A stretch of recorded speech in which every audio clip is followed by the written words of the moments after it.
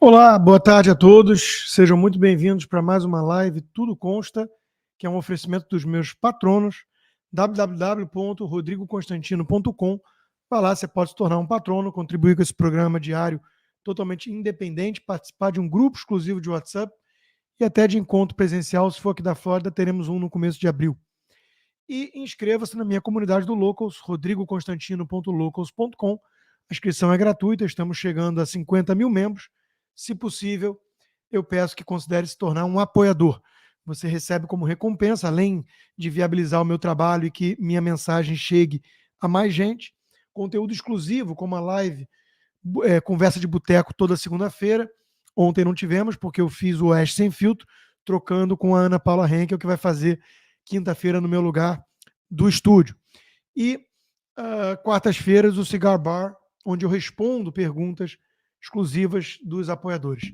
Sem mais delongas, temos bastante coisa hoje, eu vou dar uma corridinha. Eu abro sempre com a questão da guerra cultural. Hoje chamou minha atenção a coluna do João Pereira Coutinho na Folha. Tudo compreender não é tudo perdoar. Diversidade de culturas é a confirmação empírica do relativismo. Ele está falando aí do relativismo cultural, dessa coisa de etnocentria, se você acha que tudo da sua cultura é melhor do que as outras e blá, blá, blá. E ele entende, ele diz assim, eu consigo entender de onde vem muita divergência cultural, até em questões mais profundas. Isso, porém, não deveria nos levar a um relativismo do tipo, não existem valores universais. Não existe nenhum tipo de critério objetivo para avaliar e comparar sociedades, culturas. Ele usa um filme do Netflix sobre estupro na Índia, né?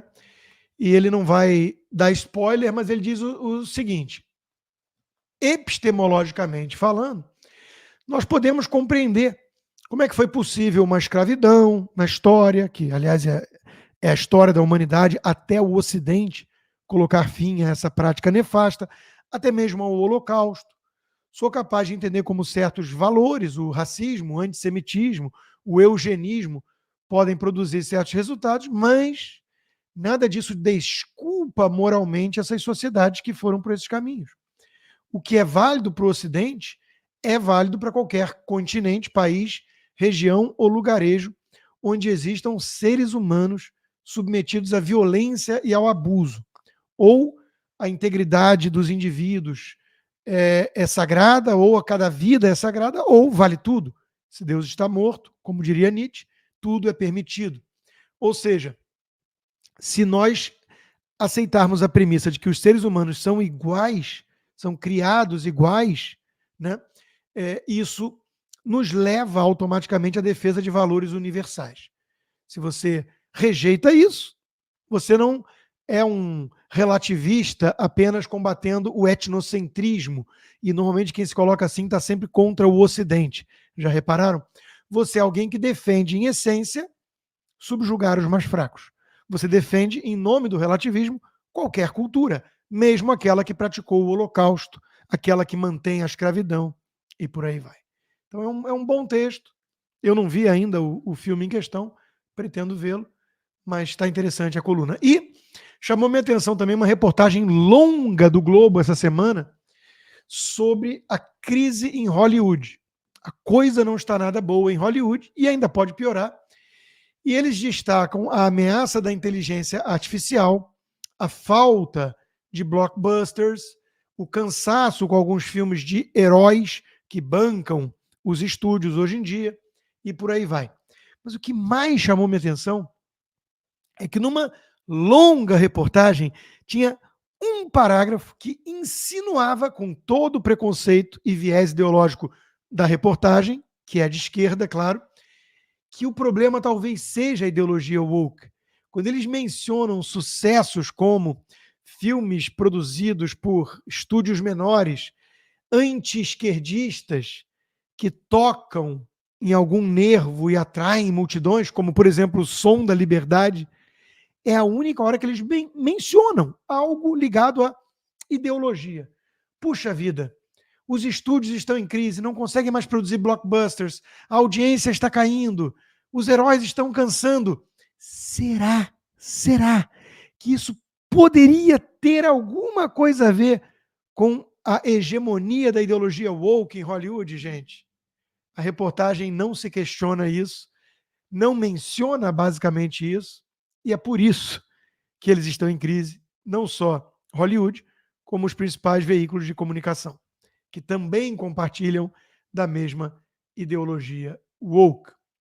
Por falar em Estados Unidos e Hollywood, e todo mundo dando uma forcinha ao Partido Democrata e à agenda woke, veja só o que descobriram. Que o Google ajudou a impulsionar as candidaturas presidenciais de Obama e Clinton, enquanto censurava os republicanos. A gente sabe que isso com o Facebook, recentemente, e os Twitter Files, que isso só piorou quando Trump era o candidato republicano. Então, estamos lidando com um sistema que, de alguma forma, tenta, com o seu domínio da cultura pop, da academia, da mídia, tenta manipular o público em certa direção. Por falar em Trump, essa semana, o Trump falando de, especificamente, carros chineses entrando nos Estados Unidos pelo México, usou a expressão que se ele não voltar à Casa Branca, vai haver um banho de sangue. E logo depois ele volta a falar dos carros. Vai ser uma crise sem precedentes. Os carros... Bom, desnecessário dizer que não foram só as falácias pipérnicas.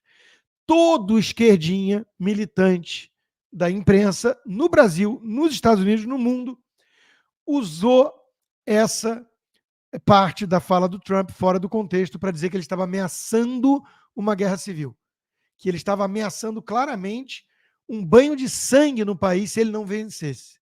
É muita desonestidade, mas é a cara da militância da imprensa. Então, eu mostro o Fábio Piperno, que é um café com leite, as falácias pipérnicas, sujeito que ficava todo dia sendo humilhado por mim e aceitava, né? É fazer o quê? É o emprego dele, quando não está falando de esporte, que também só fala bobagem. Mas eu quero mostrar que não é só o Fábio Piperno. O Caio Blinder foi na mesma. Atenção, seguidores trumpistas querem amaciar a barra do meliante, alegando que a ameaça de banho de sangue é fake. Não é fake. E aí mostra ele falando em banho de sangue.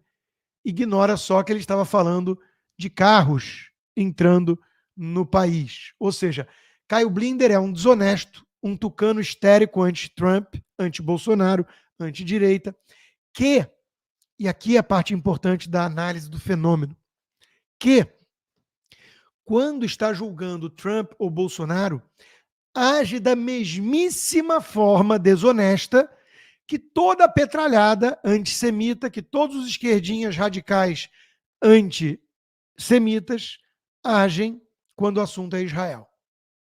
Por ele ser um judeu sionista, ele percebe o fenômeno quando o assunto é Israel, fica revoltado, dando bloco em todo mundo por desonestidade ao atacar Israel, e ele não consegue perceber que ele faz o mesmo, sem tirar nem pôr, quando troca Israel por Bolsonaro ou Trump.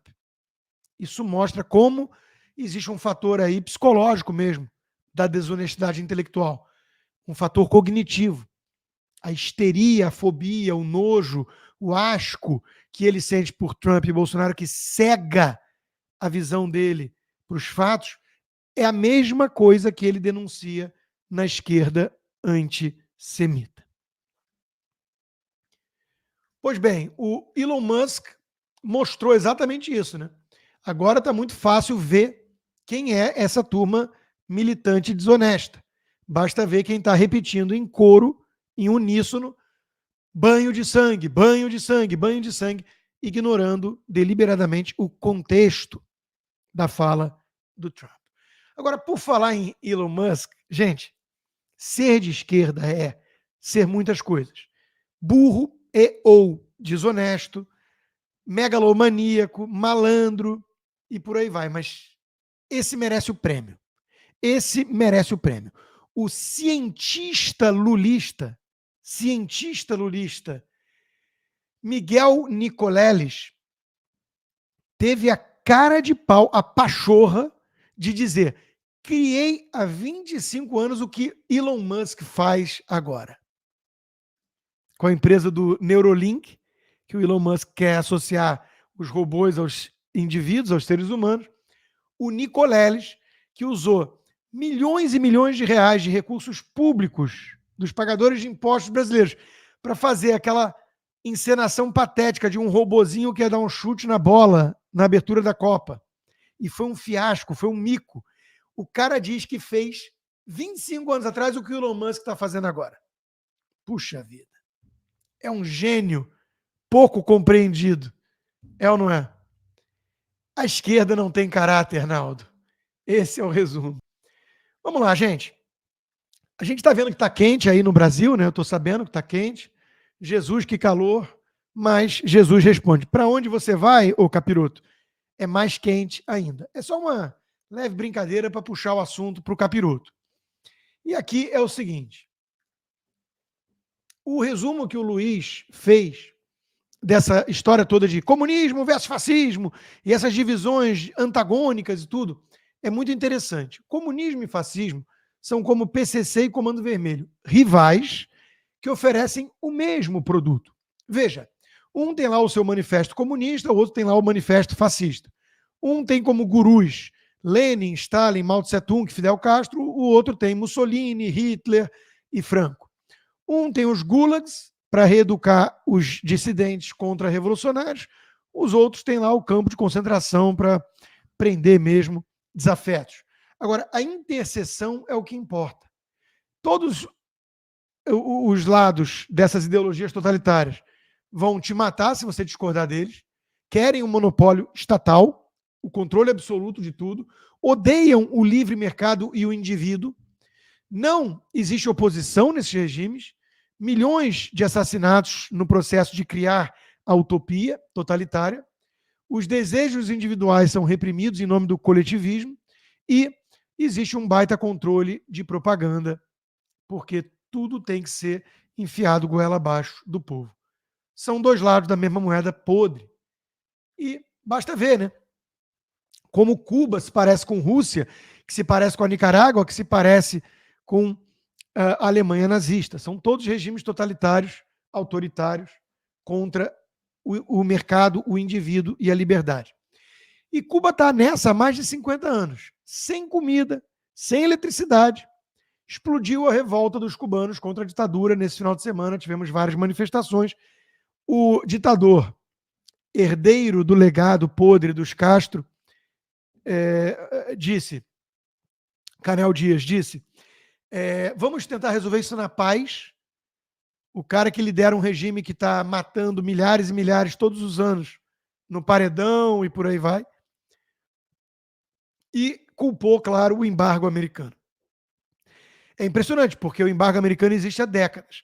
Então, a coisa piorou muito na economia cubana, mas a culpa é sempre dos Estados Unidos. O que também é outra característica deles todos. O bode expiatório ser sempre o império estadunidense, né? Eu falei de Cuba, eu falo da Rússia. Putin vence eleição, obviamente de fachada, com quase 90% dos votos, já está há mais de 2 décadas como ditador estabelecido. Ele perseguiu cada um dos oligarcas que ajudaram a criá-lo, quando ele não era ninguém a não ser um diretor jovem da KGB. Ele perseguiu todos, destruiu, prendeu, matou. E lá está o tirano, o novo czar vermelho da Rússia. A fonte de poder na Rússia é o povo, afirma o tremendo cara de pau Putin, amigo do Lula.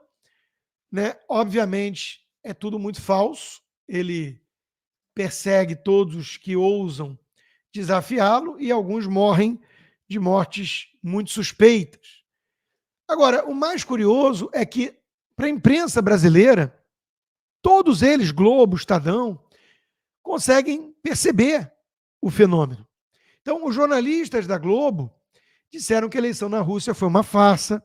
O Putin comprou a mídia, censurou os opositores, perseguiu, não deu transparência ao processo eleitoral. Puxa vida, como conclui a Paula Marisa. Ainda bem que não estamos na Rússia. Né?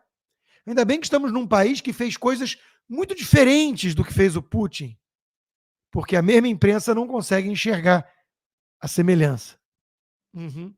E qualquer semelhança, é óbvio, é mera coincidência.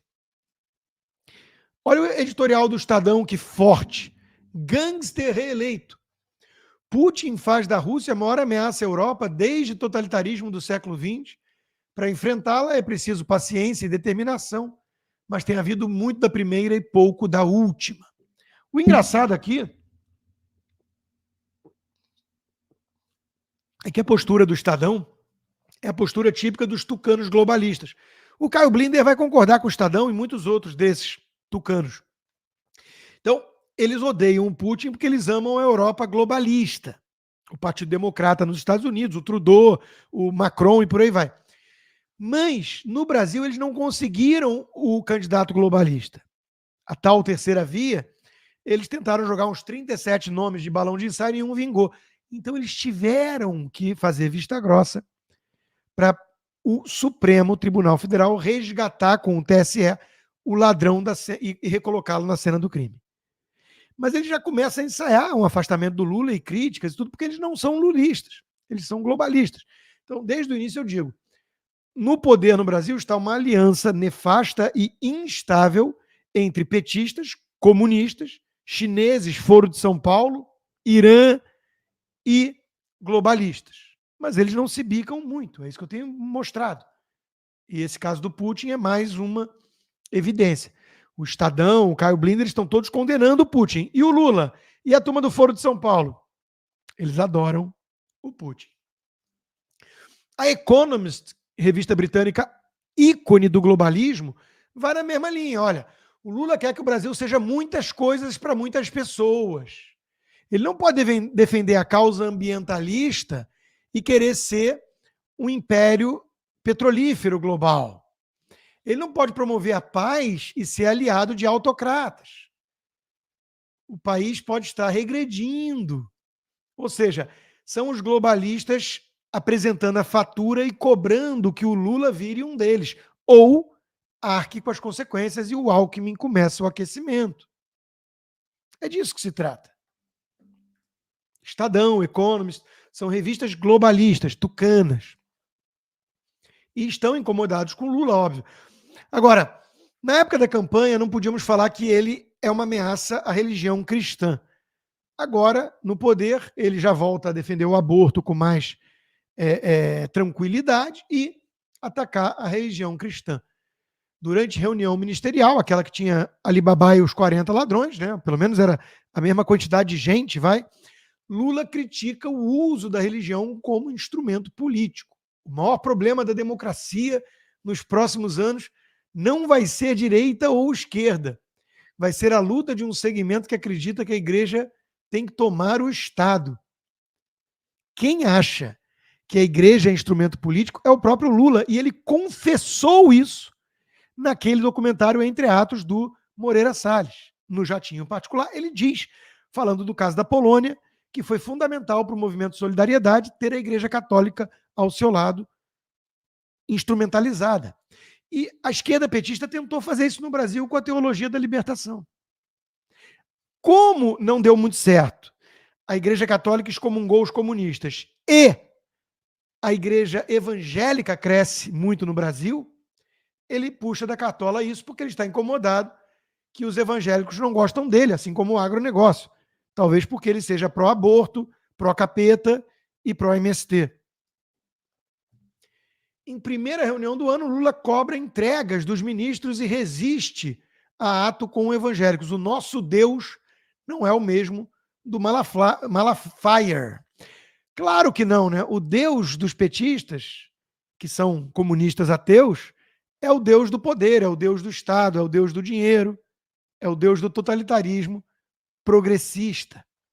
Esse é o Deus petista, que bate de frente com o Deus dos evangélicos, que é o Deus cristão.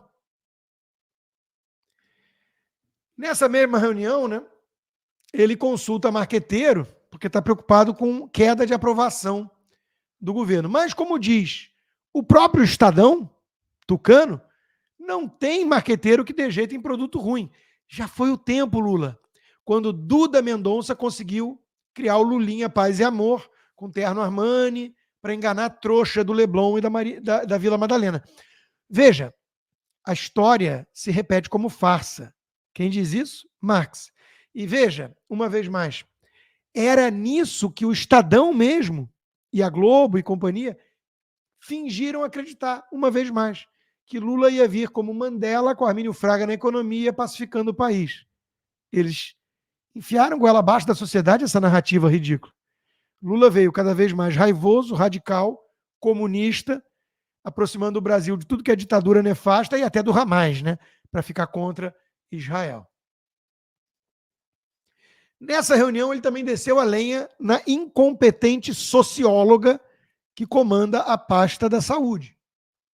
O Brasil tem uma crise sem precedentes aí com a dengue, distorcendo dados para minimizar o impacto da doença, incompetência atrás de incompetência e reza a lenda, segundo a própria imprensa, que a Janja teve que consolar uma chorosa Nízia depois do esporro do chefinho. E eu me pergunto, onde estavam todas as feministas desse país? Nenhuma chamou isso de, pelo menos, assédio moral? Não? Imagina se fosse a cena Bolsonaro descascando uma ministra e a Michelle tendo que consolar o chororô da incompetente. Imaginem a reação. Bom, também chamou minha atenção essa outra reunião, não são 40 ministros, mas são figuras muito patéticas reunidas, como, por exemplo, José Genuíno ali em pé e o Breno Altman bem na pontinha ao lado do Zé Dirceu com óculos escuros. Sempre o mascarado Zé Dirceu. A gente pode perceber algumas coisas aí. Primeiro, o cheiro de naftalina de comunistas, ainda com muito poder no Brasil. Segundo, o fato de que são todos senhores, homens, brancos, a princípio heterossexuais. Ou seja, é um clubinho do Bolinha, de supremacistas brancos, quem sabe? Cadê os movimentos de minorias para condenar essa patotinha, essa claque petista? E, por fim, claro, a presença confortável entre risos e cervejas do Breno Altman ao lado de Dirceu. Breno Altman é aquele antissemita raivoso que não consegue esconder sua simpatia pelo Hamas e seu ódio visceral pelo Estado de Israel. Bem ao lado de Dirceu. Ele fala em nome do PT. Pois bem, ainda falando dos capirotos tentando comprar tudo e todos, né? Olha as verbas publicitárias do governo federal no primeiro ano de mandato e veja o milagre acontecer. Em 2019, no governo Bolsonaro, a Globo levou 33 milhões de reais.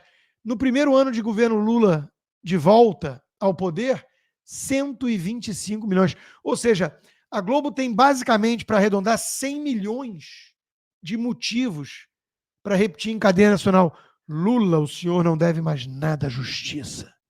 E ficar demonizando o Bolsonaro o tempo todo. Follow the money, é ou não é? Agora, vai ser dinheiro difícil de seguir aquele para comprar passagem aérea do povão. Porque lembra aquela promessa de R$200? Ministro diz que passagens aéreas a R$200 seria insano. Mas ele disse que ia ser exatamente isso que ia acontecer. E a Daniela Lima, basicamente uma assessora oficial do PT na Globo, disse: você vai voltar a ver aeroporto como se fosse rodoviária. Ele agora nega, diz que é insanidade pensar em passagens a R$200. Vamos fazer o tirateima com ele mesmo, o ministro do Lula? E naquele momento, da forma que foi passada por setores da imprensa e setores da sociedade brasileira, por conta das redes sociais, o povo brasileiro achou que a passagem seria R$200. Seria insano a gente desenhar um programa dessa natureza. E em relação ao Voa Brasil, a gente espera que o presidente anuncie agora no final de janeiro, no mais tardar no início de fevereiro. É um programa de passagens a R$200 que serão para dois públicos específicos no primeiro momento. É o público de aposentados do INSS, que dá em torno de 20 milhões de brasileiros, e também para alunos do ProUni, que dá em torno de 600 mil alunos. Nós estamos falando em 21 milhões de brasileiros que poderão participar desse programa. Promete e depois diz que é insanidade, porque sempre foi mesmo, mas ser petista é ser demagogo, mentiroso e safado. E, por exemplo, Lula já gastou mais de 60 milhões de reais com viagens. O que diz o Foca? Que o Bolsonaro viajava para andar de jet ski e ganhar joias de ditador no Oriente Médio. E que o Lula viaja para trazer dinheiro para o Brasil. Rapaz, quando você estiver num dia triste, muxoxo, para baixo, tenta ver sempre o copo meio cheio, olha diante do espelho e fala: pelo menos eu não sou o Felipe Neto. Pensa sempre nisso. Olha que deprimente ser uma figura dessas. E, by the way, os investimentos que o Lula está viajando e torrando o dinheiro do pobre brasileiro para levar para o Brasil, não está vindo. Os investimentos estão sumindo, pelo contrário.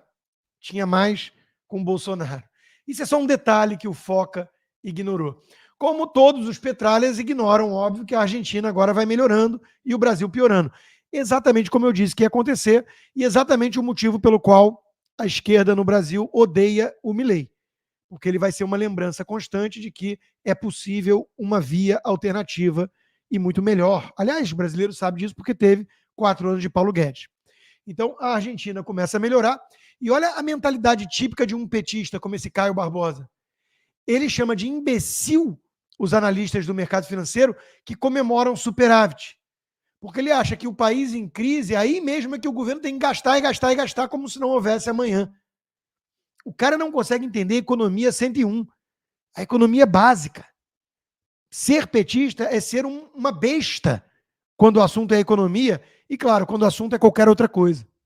É ser uma besta, ponto. Como esse Caio Barbosa que o Leandro Ruschel está lá descascando no Twitter, mostrando a imbecilidade de quem acusa os outros do mercado de imbecis. Enquanto isso, dólar passa de R$5 pela primeira vez em 5 meses. E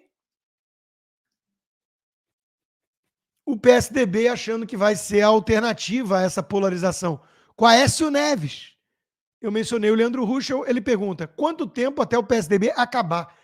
Gente, o PSDB tentar se vender para o povo de direita, para o povo conservador, de novo, como uma alternativa ao PT, depois de tudo, teatro das tesouras de novo, para cima da gente. Não, a gente teve o gostinho da direita. A gente não vai aceitar a esquerda disfarçada de direita, a direita trans, uma vez mais se apresentando como alternativa ao petismo. E para ver que tucano é tucano, o presidente do PSDB diz, de São Paulo, que o partido não vai apoiar Nunes se o Bolsonaro indicar mesmo o vice. Olha o nível dos caras. Os caras preferem o Boulos ou ficar indiferentes, como todos os isentões, se o Bolsonaro puder indicar o vice na chapa. Ai, é muito tóxico, é contagioso. Sai. Não. Se o Bolsonaro indicar o vice, nós vamos ficar indiferentes ou até sentar no colo do Boulos, o invasor de propriedades, o comunista Sanculote Tupiniquim. Gente, ser tucano é ser camisinha de petista, como dizia Olavo de Carvalho. Bom, o dólar já passou de R$5. São Paulo, a cidade mais importante do Brasil, com risco de cair nas garras de um comunista criminoso, tá tranquilo? Vai se desesperando aos poucos, como eu recomendei lá atrás, para diluir o desespero ao longo do tempo? Bom, PGR pede arquivamento do inquérito contra Google e Telegram por alertas sobre pele da censura. Está na mão do Alexandre de Moraes, o relator do inquérito absurdo. Eu já escrevi para a Gazeta coluna sobre isso, não vou me alongar. Meu texto era: virou crime ser contra a censura hoje no Brasil? Porque é disso que se trata.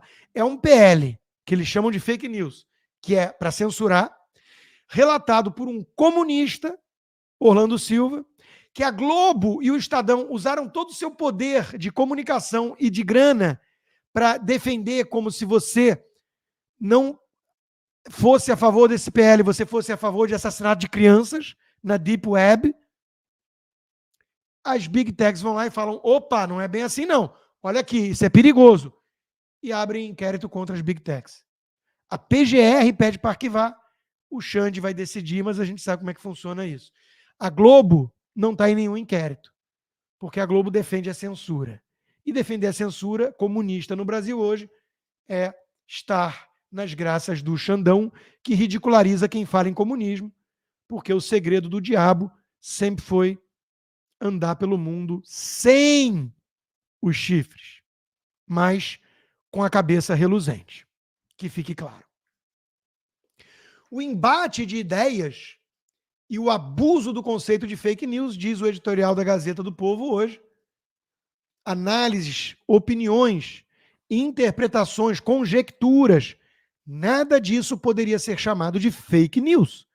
E isso independe de tais opiniões serem sensatas ou não, estarem corretas ou não, até mesmo de serem lícitas ou não. Afinal de contas, tem um monte de gente que defende a apologia à maconha, a legalização das drogas. Como é que a gente vai debater o assunto se não puder opinar a favor de um crime, percebido como crime hoje? Percebe o quão absurdo é isso? Até os nécios têm que ter direito a proferir suas estultices. Viu, imitador de focas? Como eu saio em sua defesa? Porque eu defendo um princípio.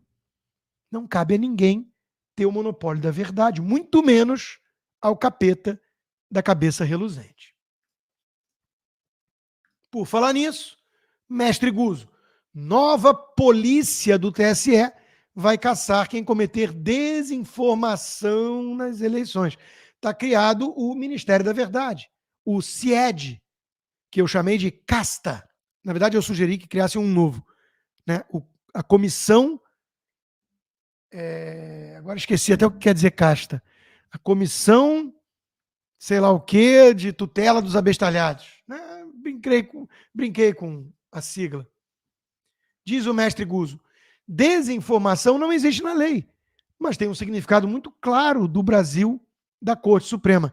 Tudo aquilo que possa prejudicar Lula, o PT e alguns ministros do Supremo, eu acrescentaria e tenho certeza que o Guzo concordaria. Veja o que diz a Veja, quase comemorando, né? E eu já trabalhei 2 anos para esse troço. Brigada de Moraes abre cruzada de amplitude inédita contra fake news. Uau! Aplausos de sanção ao Napoleão, ao porco Napoleão, né? Para quem conhece a referência também orwelliana de Revolução dos Bichos em vez de Big Brother 1984. É uma mistura das duas distopias que estamos vivendo, entre outras. Admirável Mundo Novo, Fahrenheit 451, Minority Report, o processo de Kafka e por aí vai. É tudo ilegal. É tudo ilegal nesse CIED. Mas lá vamos nós para mais um pouquinho de totalitarismo do Big Brother, que tudo olha, tudo observa e a tudo controla. Até o Estadão cansando, né, um pouco desses instrumentos que ele aplaudiu para perseguir bolsonaristas. O inquérito dos 1000 dias. Não é democrático que a investigação das milícias digitais dure tanto tempo no âmbito do Supremo. E mais um pouquinho de tempo, até o Estadão vai descobrir que a democracia não foi salva por esse consórcio, e sim destruída por ele. Mas calma, que nesse inquérito das milícias digitais cabe tudo. Até cartão de vacinação do Bolsonaro. Então, o Estadão talvez escreva um editorial amanhã elogiando o uso desse mesmo inquérito ilegal, que não combina com uma democracia, só até amanhã. Até prender Bolsonaro, que é o sonho dos tucanos. Eles estão tão sem pudor, tão à vontade com esse consórcio que tomou o poder, que olha o que o Lindbergh Farias, namorado da Narizinho ou da amante, eu não sei qual delas ele namora, disse: adivinha quem pegou o recurso de Bolsonaro no STF. Flávio Dino! Não tem para onde Bolsonaro correr, sem anistia. E a foto do Dino com óculos do mito. Porque, claro, trata-se de um juiz imparcial, né? É amigo do peito do próprio Lindbergh. Então ele está dizendo, aí, amigão, mete, manda ver, pega o homem. Dane-se a suspeição de um juiz partidário, não é mesmo? O único juiz suspeito no mundo é Sérgio Moro para essa turma. Meu amigo Lacombe, na coluna de domingo, matou a pau. O sistema é bruto, companheiro. E é isso que estamos vendo. O dinheiro dos pagadores de impostos sendo usado sem pudor para pressionar as empresas de comunicação, jornalistas reais que querem buscar a verdade, que não aceitam ser uma assessoria de imprensa desse desgoverno, sendo demitidos por pressão do sistema. O Estado policialesco com superpoderes vai permitir apenas um tipo de opinião, um tipo de pensamento. Debate acabou. Críticas, afirmações que desagradem a quem está no controle de tudo, vai ser proibido tudo isso. Bem-vindos a 1984. Só que no Brasil, em 2024. Bolsonaro mantém base nas redes após novas revelações sobre trama golpista, diz a manchete da Folha de São Paulo apavorada. Como assim? Como assim? O Bolsonaro ainda é querido e o Lula não?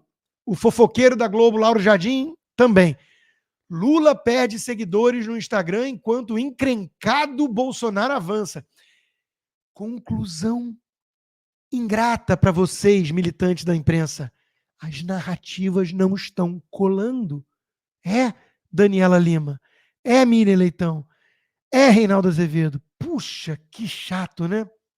Só que vocês sabem que aquilo que vocês defendem não precisa mais de povo, nem tem povo nas ruas. E que o outro, apesar de ter o povo, pode acabar mesmo assim preso, né?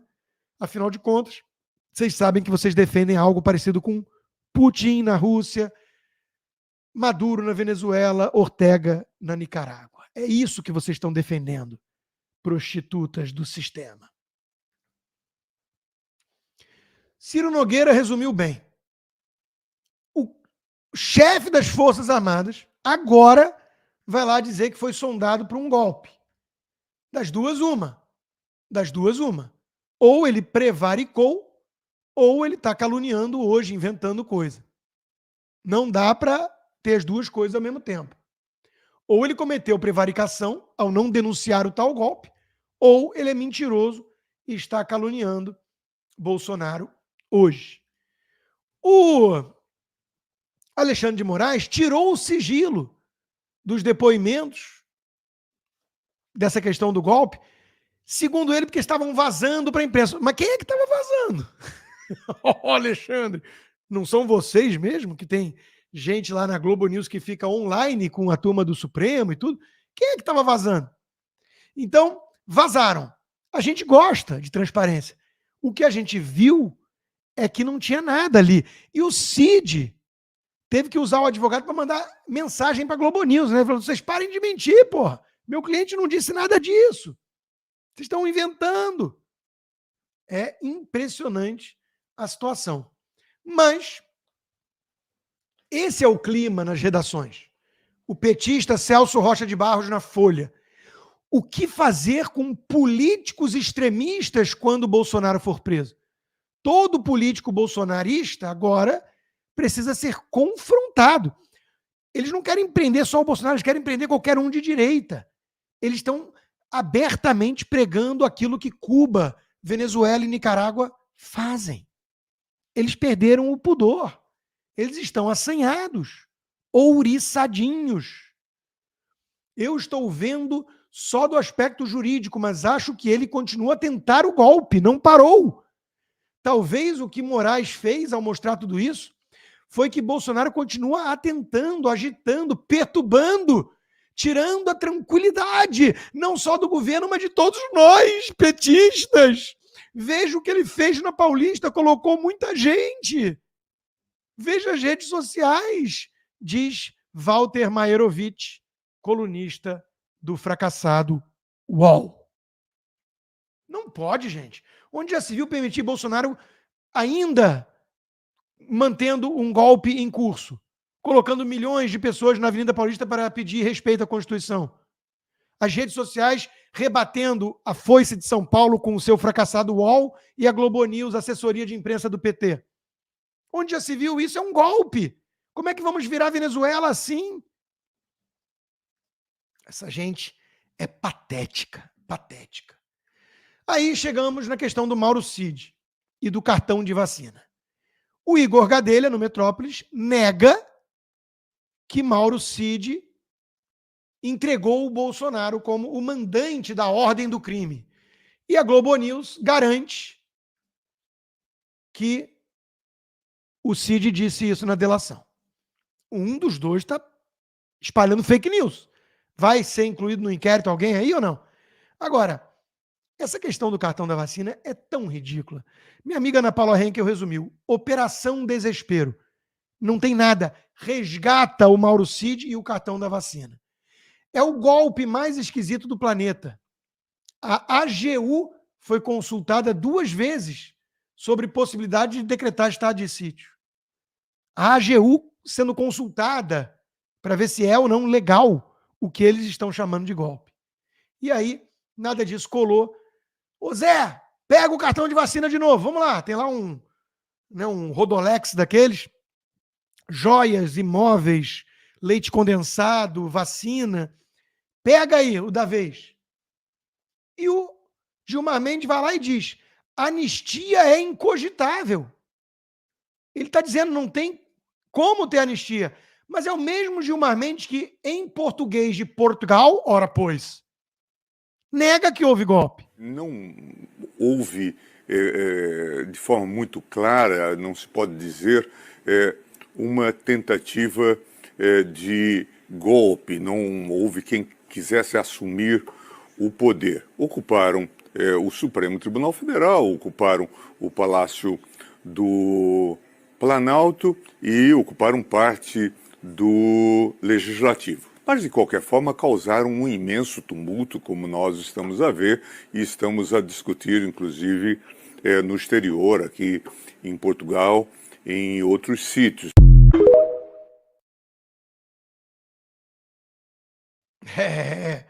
Pois é, né? Para o público lá de Portugal, no Gilmar Palusa, pode falar a verdade. Ora, pois, pode falar a verdade. Lá está permitida falar a verdade. No Brasil, tem que mentir com a narrativa de golpe. É o golpe! E o próprio Lula vai lá e diz: Bolsonaro não teve coragem de executar o golpe. Não teve coragem de executar o golpe.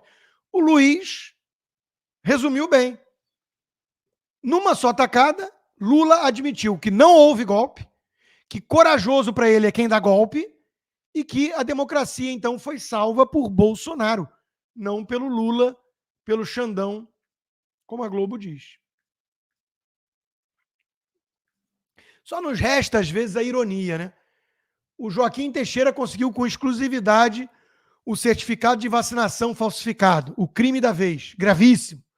SUS, cartão de vacinação, Jair Bolsonaro recebeu todas as vacinas, assinado SUS. Temos que rir, né? E aqui o Joaquim foi na mesma linha que eu.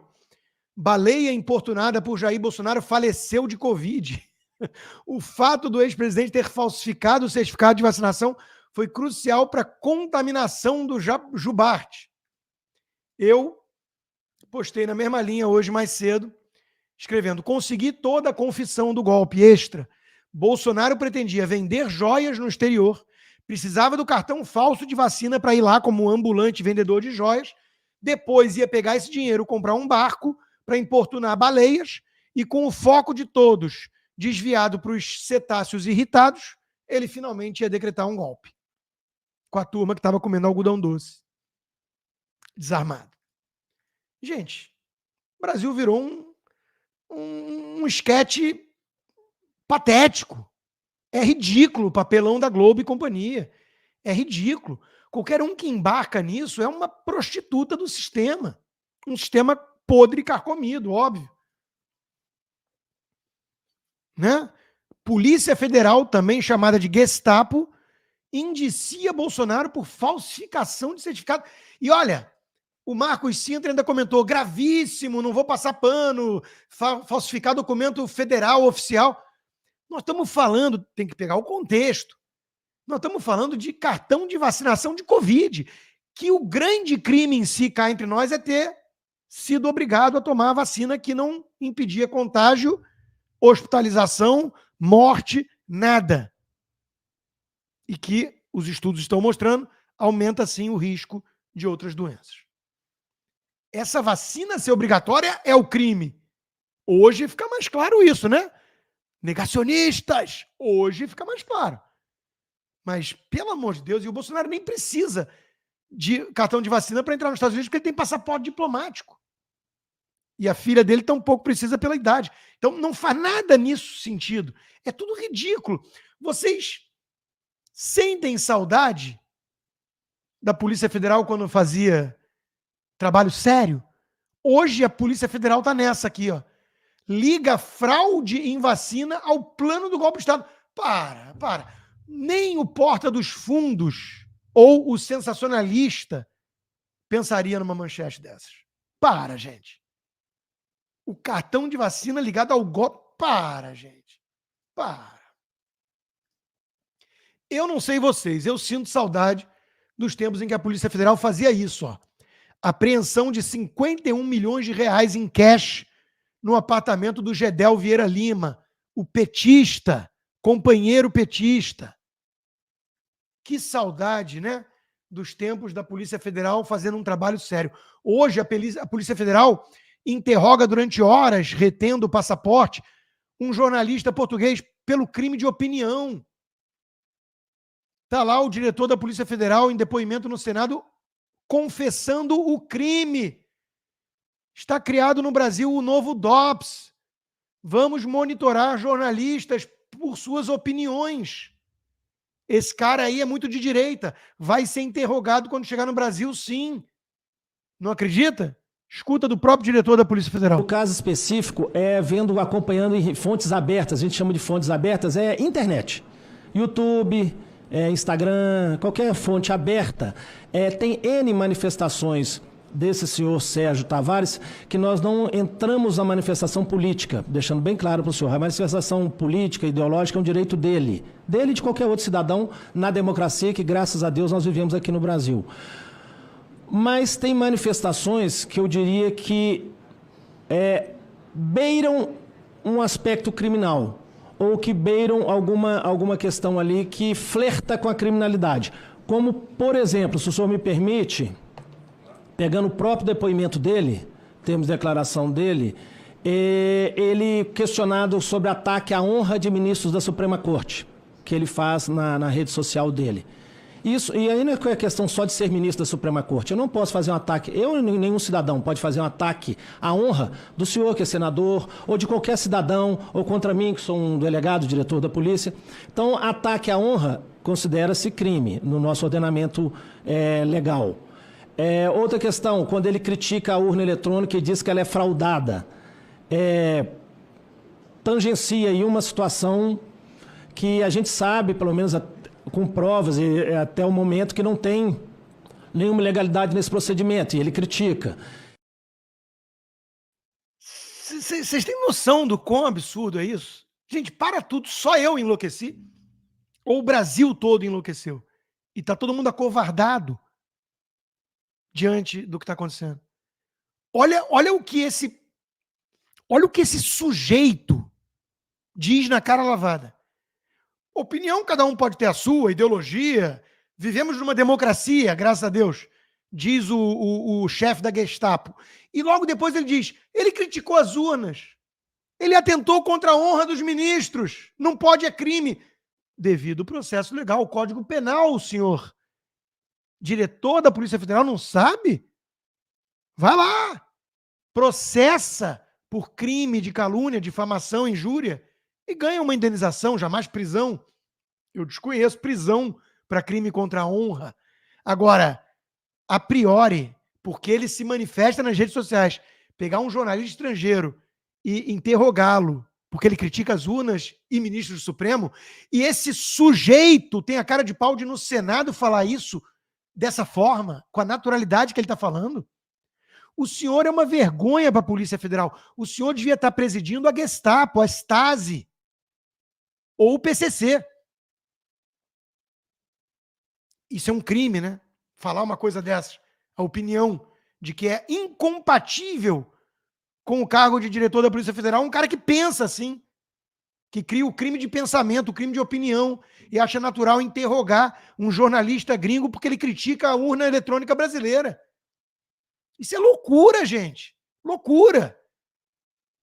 E a velha imprensa é cúmplice.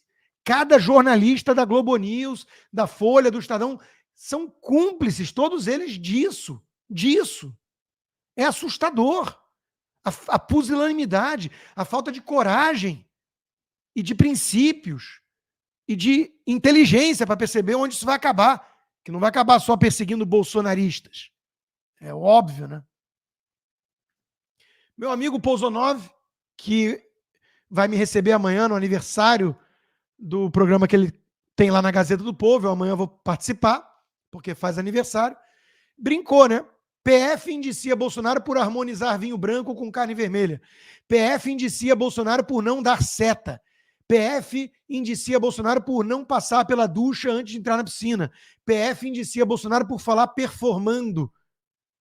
Virou piada de mau gosto. Vocês estão ridicularizando uma instituição antes admirada, quando pegava mala de dinheiro de petista.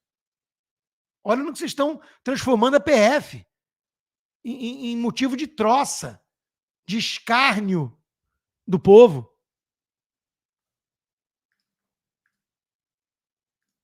Aí vai lá o militante petista Ricardo Noblat e diz: ministros do STF consideram não haver clima para a prisão imediata de Bolsonaro. Como diz meu amigo Henrique, para a prisão de alguém são necessárias 3 coisas: crime previsto no Código Penal, provas inequívocas do cometimento do crime e uma condenação por um juiz imparcial. No Brasil da democracia pujante, o que importa é o clima. Não, vê aí o clima. O clima tá bom para prender? E o militante, tratado como jornalista profissional nesse país ridículo, dominado por gente patética, trata com a maior naturalidade isso. Não há clima, segundo os ministros. Vamos esperar um pouco para ver se surge o clima. É tudo pretexto, né? Não precisa de crime. Precisa de crima. Não precisa de crime. É tudo um pretexto, né? Para perseguir a direita. E tem um bando de isentão que continua fingindo que não está entendendo o que está acontecendo com o Brasil, porque odeia o Bolsonaro. Né, Caio Blinder e companhia?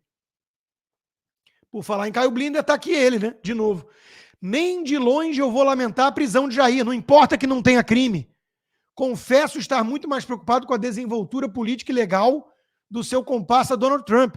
Bolsonaro é nocivo para o Brasil, Trump para o mundo. Como eu acho o Bolsonaro nocivo para o Brasil, eu acho que ele tem que ser preso. E não precisa de crime, não, Caio? Não. E eu sou o democrata. Você é o fascista que ameaça a minha democracia, que prende porque pessoas como eu consideram nocivo o sujeito. Percebe? Percebe o absurdo disso tudo? É tão surreal. É tão surreal, meus amigos. Aí vai lá o professor Papagaio, cada vez mais incoerente e rancoroso. Bolsonaro vai ser condenado a regime fechado. Resta saber por quantos anos e não consegue esconder a comemoração. O cara que escreveu o livro Década Perdida sobre o PT e vai na posse do Dino comunista no STF. O que eles têm contra o Vila? O que eles têm contra o Reinaldo Azevedo e companhia? É chantagem? Eles foram vendidos? Se venderam? Foram comprados?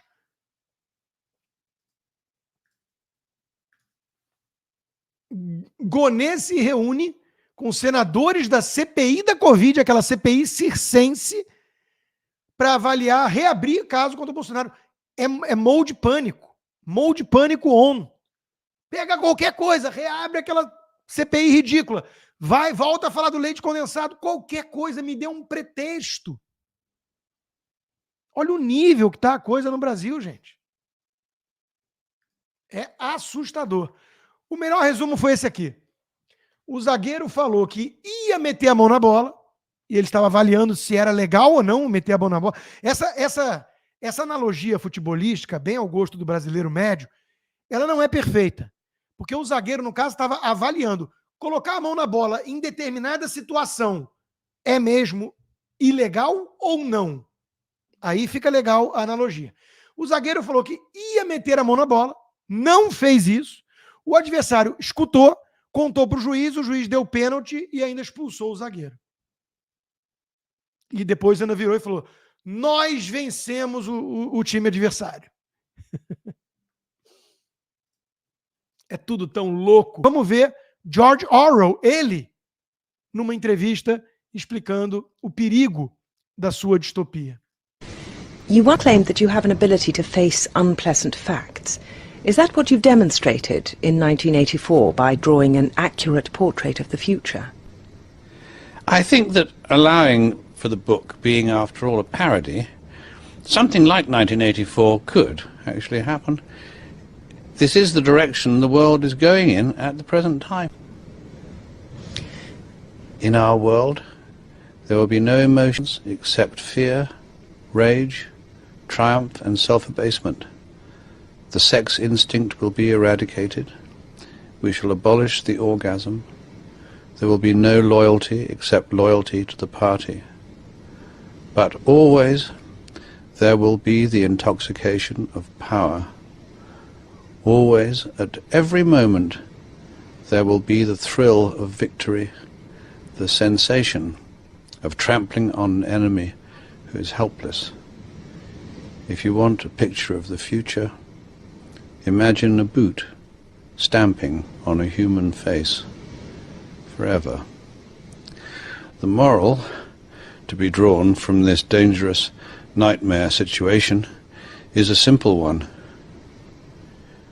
Don't let it happen. It depends on you.